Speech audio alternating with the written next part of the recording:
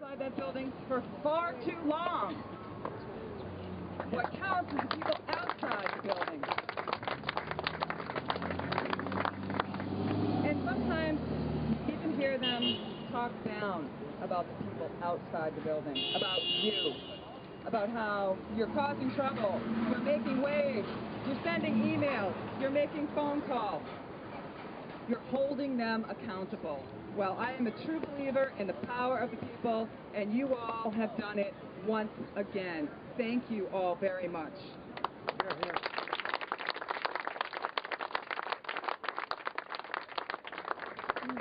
The language will now read, no license of any type may be issued to any person who does not have lawful presence in the U.S. Thank you.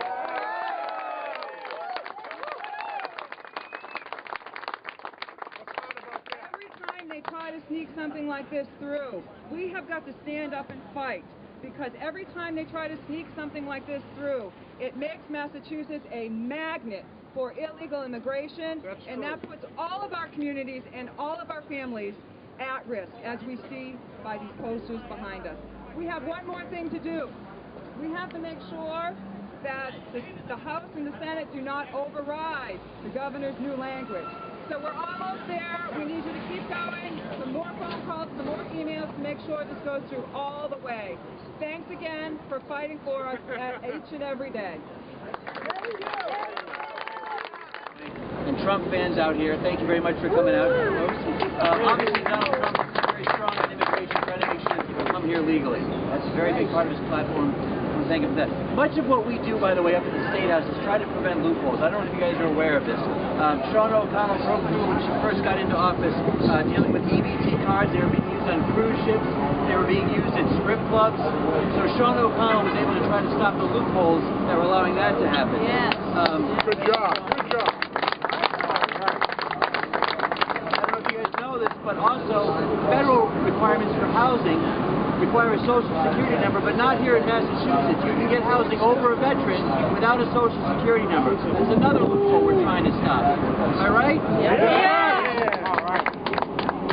The other thing was, I remember a couple years ago, just as we were finishing session and everybody was out now, they were trying to pass legislative pay raises in the dark of night because they thought they deserved it. Meanwhile, household incomes are down. So we were able to block legislative pay raises. Another loophole.